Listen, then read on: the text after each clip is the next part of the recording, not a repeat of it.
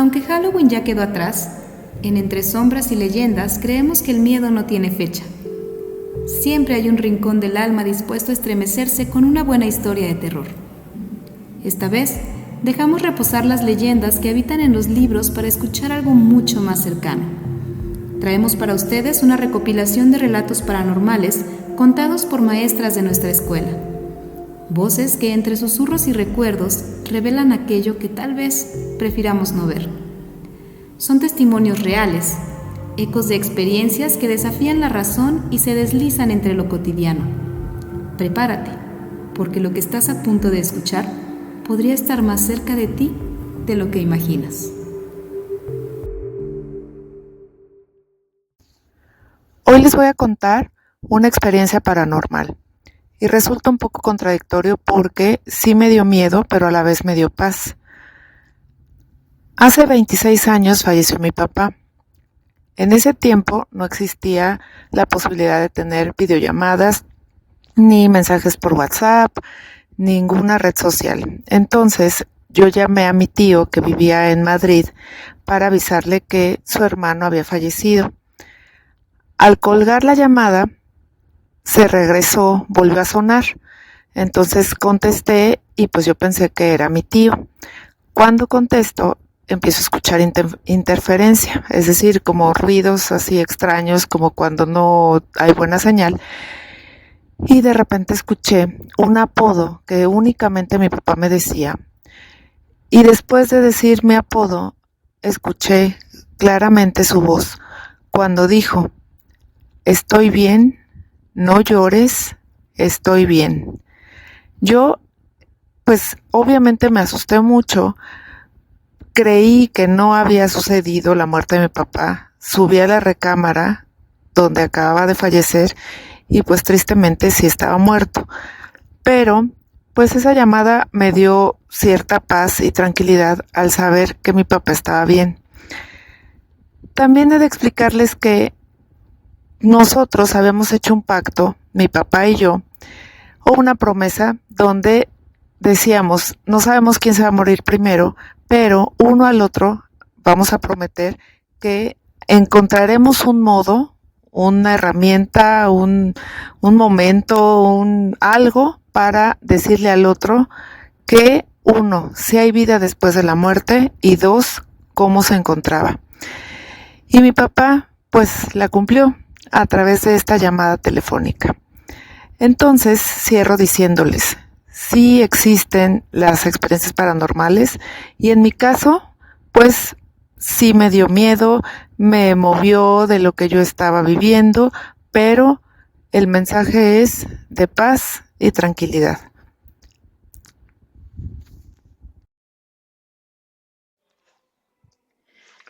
Cuando vivía en la ciudad de Guanajuato capital, vivía en la calle de la subida de San Juan. Es una calle empedrada, estrecha, que está cerca de la presa de La Hoya. Está entre una calle que se llama precisamente Paseo de la Presa y está a las faldas del Cerro de la Bufa, de uno de los costados del Cerro de la Bufa. Es común que la gente del cerro baje en caballos. Ese día, igual que algunos otros fines de semana, nos estábamos preparando, mi amiga y yo con la que yo vivía, nos estábamos preparando para salir de fiesta. Y entonces, en las noches de Guanajuato son muy tranquilas, pero hay ciertas noches en donde el ambiente se siente un poco extraño, se siente un poco distinto, pesado a veces. Y justo esa era una de esas noches, aunque nosotras estábamos con un ambiente festivo, la realidad es que el ambiente en la noche se sentía extraño. Esa casa en donde yo vivía tenía un balcón que daba justo a la calle empedrada. Entonces de pronto se hizo un silencio muy profundo y entonces se empezaron a escuchar caballos, que era relativamente habitual, pero en esta ocasión se oían ruedas de carreta, lo cual pues nos llamó la atención porque eso sí no era habitual. Se oían muchos caballos y carretas. Entonces no hacía frío, era una noche Era una noche templada. Entonces nos asomamos al balcón para ver lo que nosotros pensábamos que era una procesión. ¿Y cuál fue nuestra sorpresa? Que en realidad la calle estaba absolutamente desierta. No había nada, no había nadie, ni los vecinos, ni siquiera un carro pasando o que acabara de pasar. No había tal peregrinación ni tal procesión. La verdad es que se nos puso la piel chinita y nos volteamos a ver muy sorprendidas.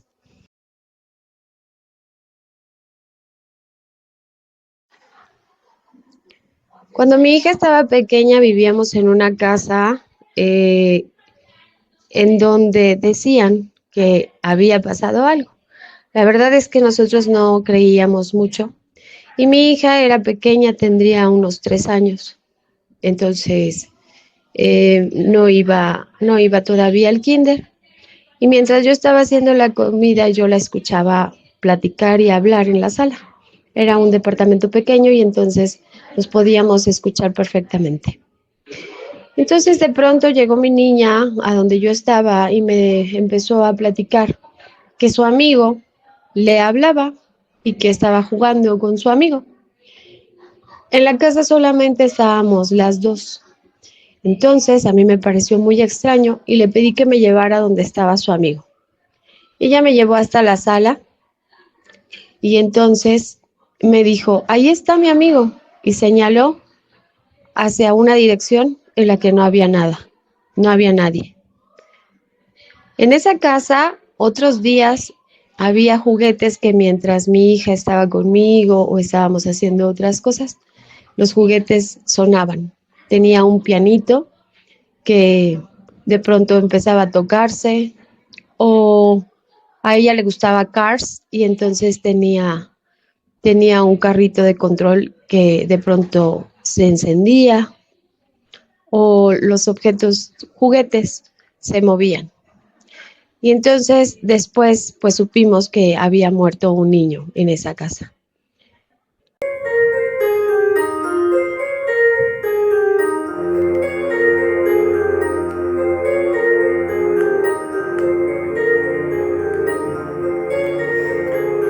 Hola, mi nombre es Connie Palau. Hoy les quiero compartir una anécdota que me sucedió durante el primer año de haber comenzado a trabajar en la Apostólica. Transcurría un día común y cualquiera, un día de clases. Todos los alumnos estaban en sus aulas. Fui a hacer uso de las instalaciones sanitarias de secundaria y cuando me estaba lavando las manos, vi de reojo en el espejo frente a mí el reflejo de cómo se entreabría muy lentamente una de las puertas detrás mío.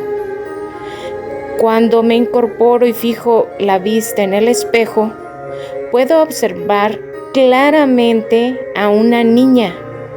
No la vi de cuerpo completo, solo le vi la parte lateral de la cintura para abajo. Pude observar que llevaba una falda blanca, calcetas blancas y zapatos blancos. Pensé que tal vez ella no se había dado cuenta del hecho de que su puerta se había entreabierto y mi reacción lógica fue girar para decírselo. En el momento en que me volteo, me percato de que en ese lugar no hay absolutamente nadie. Nadie. Estaba sola en el baño y había visto claramente a una niña. No esperé ni siquiera a secarme las manos y salí aterrada de ahí. De regreso a mi cubículo, me encontré con una maestra que pudo percibir la palidez y expresión de terror en mi rostro. Me preguntó, ¿estás bien? Y yo apenas atiné a encontrar las palabras para describirle lo que acababa de suceder. Ella, con voz calmada, me pidió que no me preocupara, que esa niña se aparece de vez en cuando y que era casi normal dentro de lo inexplicable. Yo no sé si tú crees en este tipo de experiencias, pero yo lo viví en plena luz del día y lo quería compartir.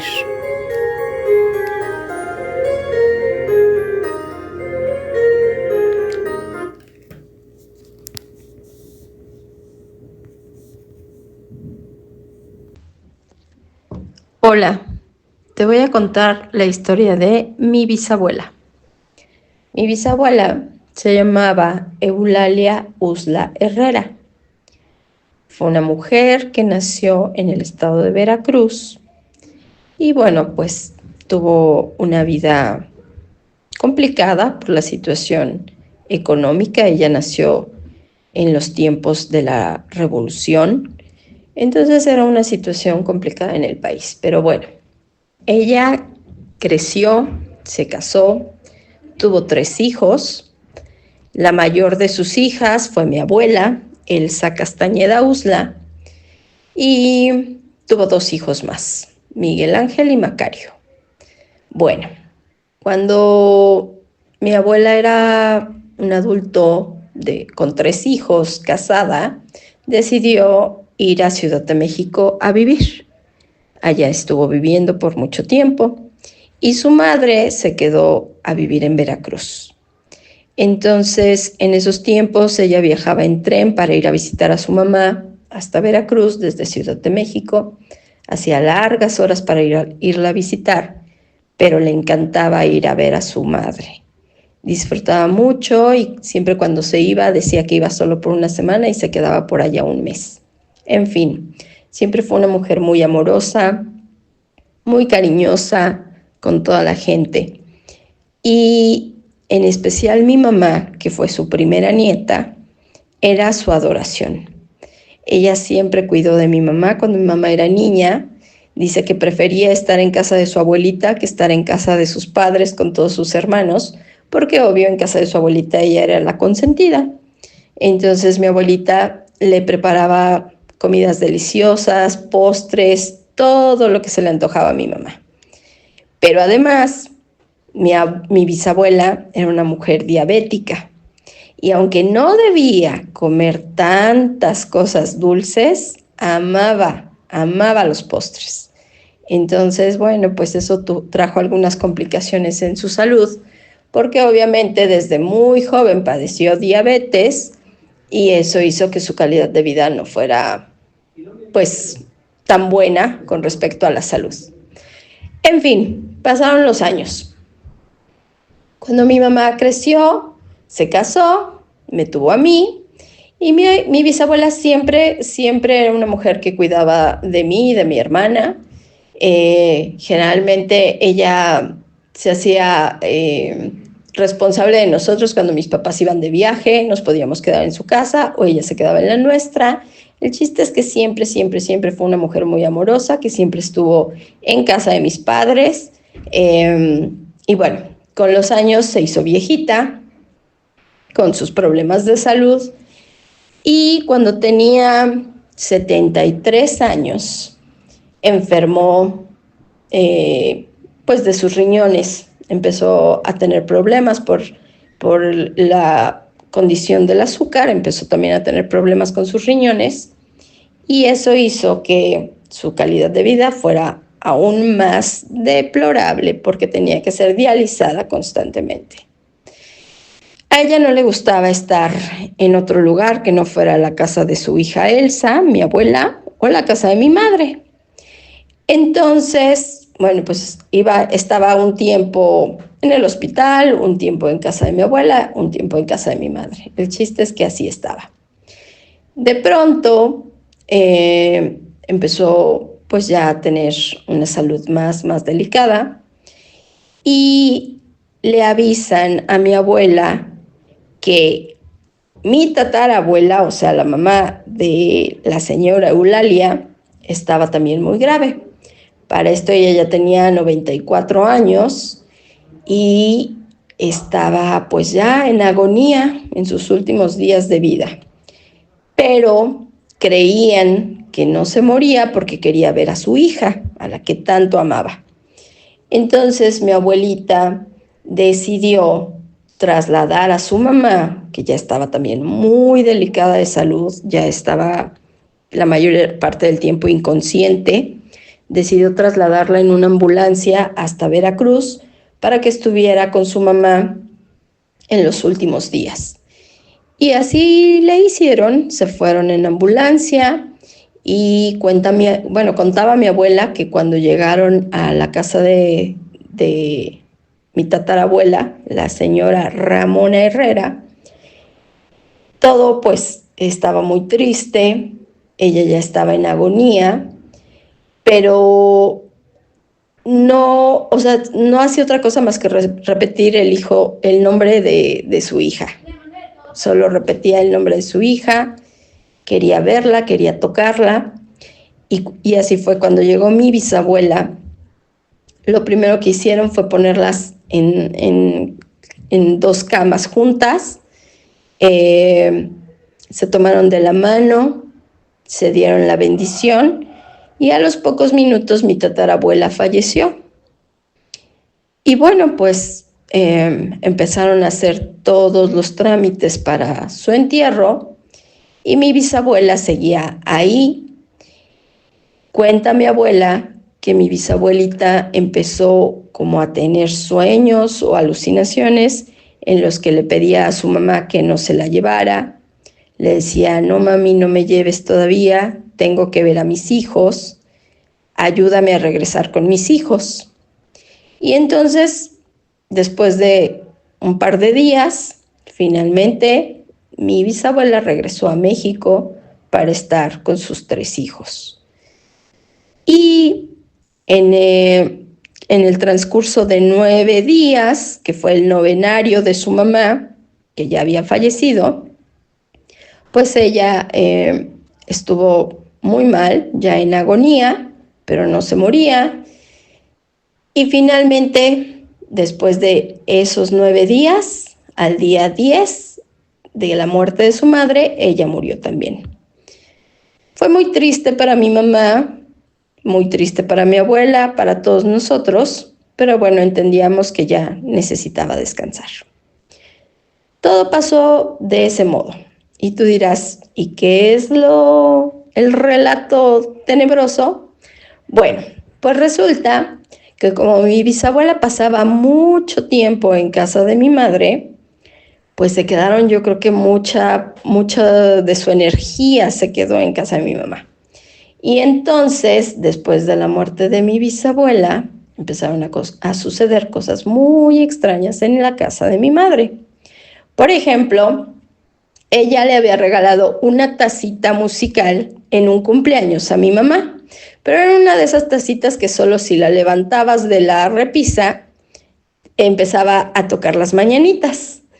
Y entonces, un día, mi mamá estaba sola en casa, se había metido a bañar, habían pasado ya algunos meses de la muerte de su abuela, se mete a bañar y dice que de repente empezó a escuchar la musiquita de la taza y se le hizo muy extraño. Entonces salió del baño, se puso una bata, salió del baño y fue a donde estaba la repisa en donde ella había colocado la tacita que le había regalado su abuela, y efectivamente la tacita estaba sonando sin que nadie la levantara. Bueno, pensó mi mamá, pues un desperfecto de la tacita, tal vez. Pasó. Antes había teléfonos fijos en la casa y generalmente tenían como ¿cómo eran estos teléfonos? Bueno, tenían ahí algo que le tenías que dar la vueltita, ¿no? Entonces, mi mamá tenía un teléfono muy antiguo y esa como rodete que tenías que girar hacía un ruido extraño, como un tiqui, tiqui, tiqui, tiqui, tiqui. Un día en la madrugada estábamos todos durmiendo cuando se empezó a escuchar el teléfono como marcaba números. Y entonces, pues, mi papá despertó y lo primero que pensó fue, ¡ay! De seguro Gina está hablando por teléfono a estas horas de la madrugada con alguien. Y entonces salió muy molesto de su recámara, bajó a la sala y vio que el teléfono estaba solo. Pero el ruidito se seguía escuchando. Entonces subió mi papá a mi habitación y vio que yo estaba profundamente dormida, entonces ni cómo reclamarme. Al día siguiente nos contó lo que había pasado y todos pensamos, pues lo soñaste, tal vez. Bueno, pocas noches después, un día mi hermano estaba dormido en su habitación y tenía un juguetero. Mi hermano estaba pequeño todavía, tenía un juguetero y en ese juguetero tenía varios carritos de colección. Pues un día en la noche, en la madrugada, esos carritos de colección todos empezaron a avanzar en la misma dirección hacia una ventana y cayeron al piso. Ahí ya nos espantamos un poquito. Ahí como que dijimos, ¿qué onda? ¿Qué está pasando? Algo extraño aquí está sucediendo. Y bueno, resulta ser que a los pocos días mi hermana invitó a su mejor amiga a la casa. Llegó esta chica, estábamos ahí platicando y estábamos comiendo unas palomitas, íbamos a ver una película, entonces estábamos decidiendo qué película ver, cuando de repente se vio como si una luz bajara la escalera y se metiera en el estudio de televisión. Mi hermana y yo no nos asustamos, o sea, sí la vimos y recordamos que la vimos, que las tres volteamos hacia la escalera y vimos bajar una luz y se metió al estudio, pero mi hermana y yo no nos asustamos. La que estaba pálida, que lloraba, era su amiga Lili. Lloraba y decía, hay fantasmas, aquí hay fantasmas, salió corriendo de la casa. Y nunca más regresó. Cuando mi hermana la invitaba a la casa, ella decía que no podía porque en la casa había fantasmas. Y entonces, pues, nosotros dijimos, bueno, sí, tal vez era un fantasma. Pudo haber sido mi bisabuela. A partir de ese momento, le dijimos a nuestra mamá lo que había pasado y ya ella hizo una oración para su abuelita. Le pidió que fuera a descansar en paz, que pues en la casa todos estábamos bien. Le hizo un rezo especial, le puso las flores que más le gustaban y le dijo que la despedía con todo su amor. Fue la última vez que algo extraño pasó en la casa de mi madre. Después de eso, todo fue paz y tranquilidad. Y bueno, pues sí, creo que la energía de las personas muchas veces se queda más allá de su cuerpo. Y eso es todo. Hola a todos, yo sé que conocen mi voz. Mi nombre es Mariana y yo les voy a contar una historia que no me sucedió a mí. Le sucedió a mi bisabuela, su nombre era Flavia. Ella nació hace mucho tiempo. Le tocó vivir en el México posrevolucionario.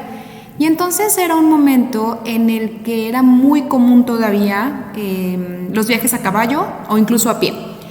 Eso era como lo cotidiano.